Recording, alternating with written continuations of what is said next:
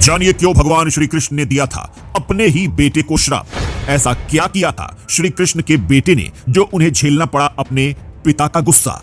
भगवान श्री कृष्ण के बेटे के बनवाए गए मंदिर में आज भी हवा में तैरती है सूर्य देव की मूर्ति। नासा तक के वैज्ञानिक यह चमत्कार देखकर बन चुके हैं सनातनी। दोस्तों, आज हम आपको भारत के ही एक ऐसे मंदिर के बारे में बताने जा रहे हैं जहां 52 टन का चुंबक लगा हुआ था और इस मंदिर में भगवान सूर्य देव की मूर्ति हवा में तैरा करती थी। जी हां दोस्तों, और जो कोई भी हवा में तैरती इस मूर्ति को देखता था वो पूरी तरह से मंत्र मुग्ध हो जाता था। दोस्तों, आपको जानकर हैरानी होगी कि इस मंदिर को किसी और ने नहीं बल्कि खुद भगवान श्री कृष्ण के बेटे सांब ने बनवाया था। दोस्तों, यह मंदिर अपने आप में दुनिया का सबसे बड़ा अजूबा है और दोस्तों यह मंदिर है कोणार्क का सूर्य मंदिर।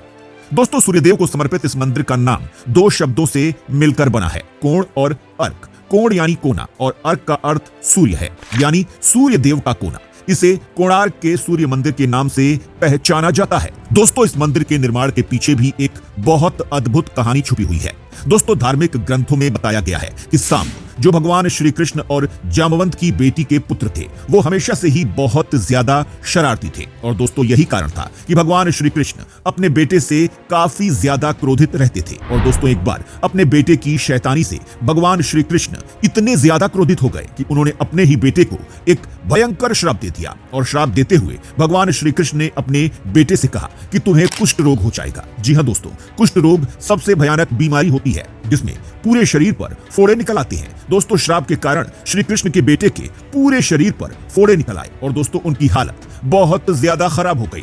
दोस्तों, जिसके बाद कई महीनों तक वो ऐसे ही दर बदर की ठोकरें खाती रहे। लेकिन दोस्तों, कुछ महीनों के बाद उनकी मुलाकात ऋषि कटक से हुई। दोस्तों, ऋषि को श्री कृष्ण के बेटे सांब पर काफी ज्यादा तरस आया और उन्होंने कहा कि तुम्हें सूर्य देव की तपस्या करनी चाहिए और साथ ही उन्होंने कहा कि अगर तुम लगातार 12 साल तक सूर्य देव की तपस्या करोगे तो तुम्हें वह खुश होकर आशीर्वाद जरूर देंगे। दोस्तों, उसके बाद सांब ने लगातार 12 साल तक सूर्य देव की तपस्या की और उसकी तपस्या से खुश होकर सूर्य देव ने उसके कुष्ठ रोग को ठीक कर दिया। दोस्तों, कहते हैं कि उसके बाद सांब ने सूर्य देव का मंदिर बनाया। जी हाँ दोस्तों, यही कोणार्क का सूर्य मंदिर जो अपने आप में शिल्प कला और टेक्नोलॉजी का सबसे बड़ा नमूना है। दोस्तों, कहते हैं कि जब इस मंदिर को बनाया गया था तो इसमें 2 मैग्नेट्स को इस तरह से स्थापित किया गया था कि इसके बीचों बीच तीसरी चीज उनके चुंबकीय बल के कारण हवा में स्थिर रह सके, यानी हवा में तैर सके। और दोस्तों, कहा जाता है कि इस मंदिर में करीब 51 मीट्रिक टन का चुंबक लगा हुआ था जो इतना ज्यादा शक्तिशाली था कि जिससे समुद्र से गुजरने वाले जहाज भी